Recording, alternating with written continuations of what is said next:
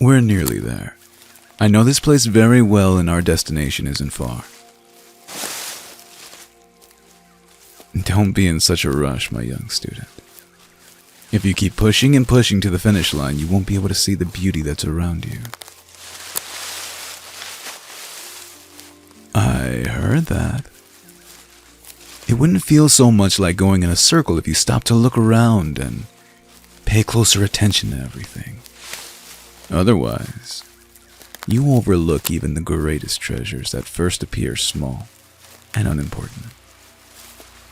Like this.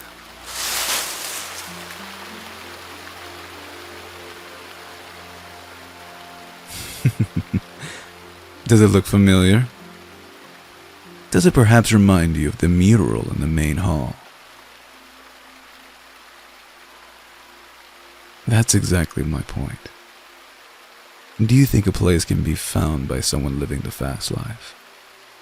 One so caught up in rushing to the next destination that they never stop to breathe, or could it be found by someone who slowly takes the time to look for the hidden places where no one else would expect? The artist that painted that mural was such a person, going back and forth many times just to make sure every leaf of his painting was in place. Boring, perhaps, but the outcome of his labors is magnificent, don't you agree?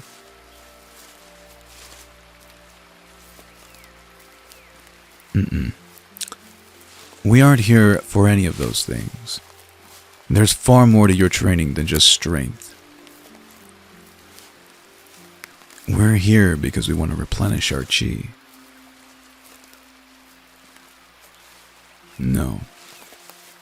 Your mind was too busy at the camp, too full of the physical aspect. I brought you here to help you refocus. Well, with a picnic.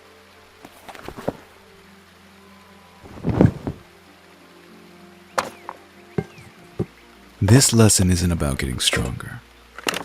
Not in the way that you've been training. Brute strength is not the only source of a great leader, and you must never rely on that alone.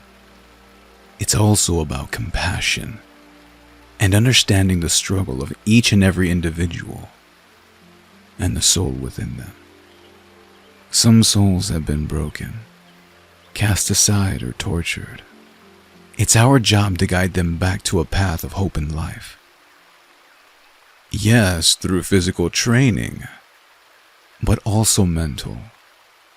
You can't punch your way into someone's soul. Not at all. This lesson is about clearing your mind of the negativities that would soil your mission to guide a lost soul. Well, some of those negativities are anger, greed, selfishness, revenge. You must let all these go. And today we will do that by making the perfect cup of tea. And not only that, we'll be forming a rice bowl into a perfect circle and creating a fish soup. Don't look so shocked. Trust your sensei and remind yourself why you came to me in the first place. You came to me begging you to teach you. And I took you on because I saw potential in you. Now quiet your restlessness. Breathe deeply. Let the clear mountain air clear your mind. And let's begin. First, we'll start with the tea. Take the kettle and fill it with water from the falls. The water we have right here will not do, as it is not pure enough.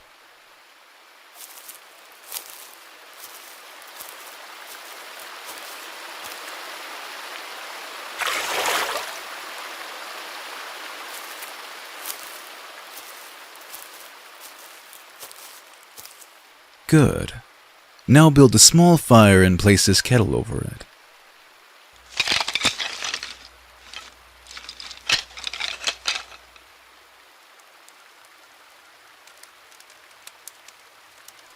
Now we wait for it to boil. You're rushing again. No.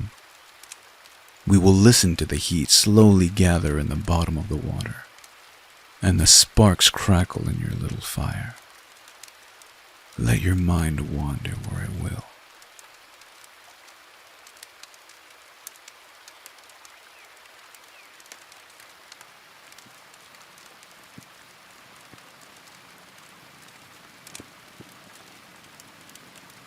Now that the water is ready, take it off the fire and place these herbs in the teacup. Pouring the water directly over the tea leaves will scorch them. You must let the water cook before pouring, then let it steep.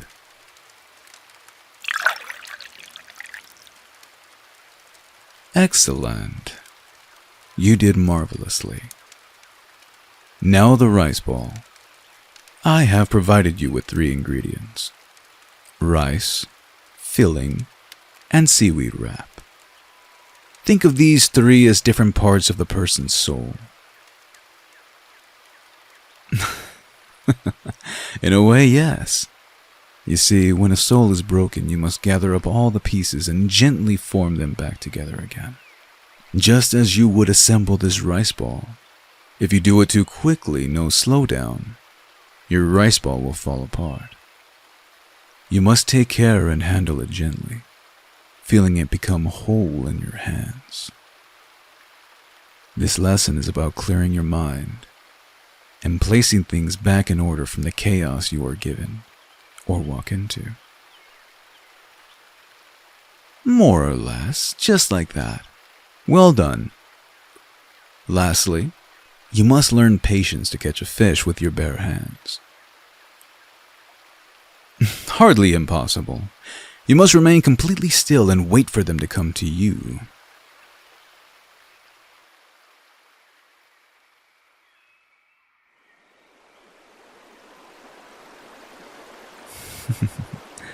Patience.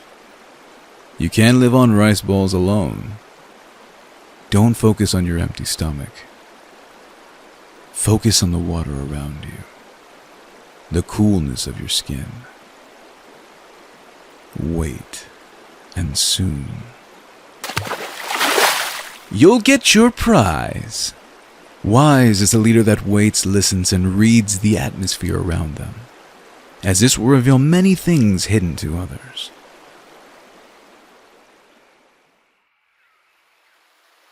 Now clean the fish and bring it to the pot that you prepared. Good, now slice it up and put in these vegetables.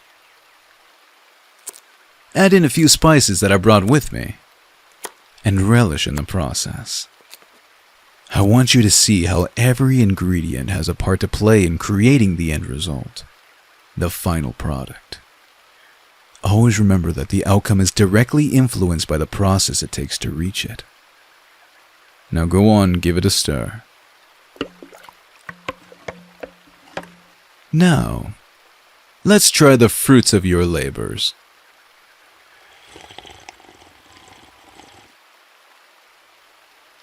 It is.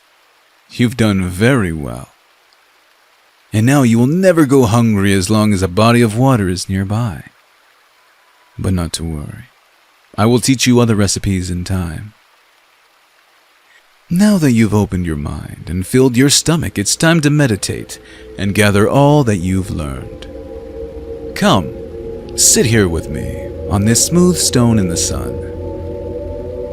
Feel the warmth of the sun. Hear the dance of the waterfall and close your eyes. Let the fresh air fill your lungs and breathe.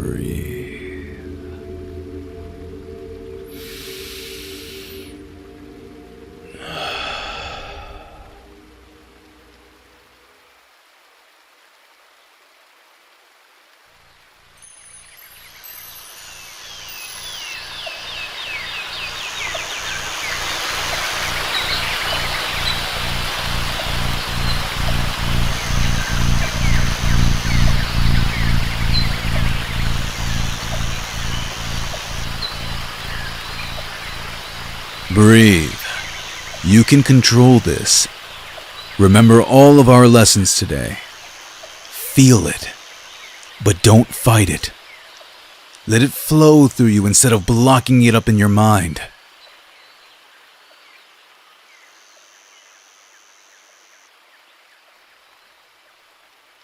This power is called the Viridian Soul. It's the heart of the forest. Its essence giving you its power. We call it Viri for short. And this power can only be harnessed by a pure soul and a clear mind. That is why you had to prepare beforehand. The soul that you already possessed and your mind needed to be erased and emptied. That way you can harness this power and let it flow through every fiber of your being. This, my young student, is only the beginning.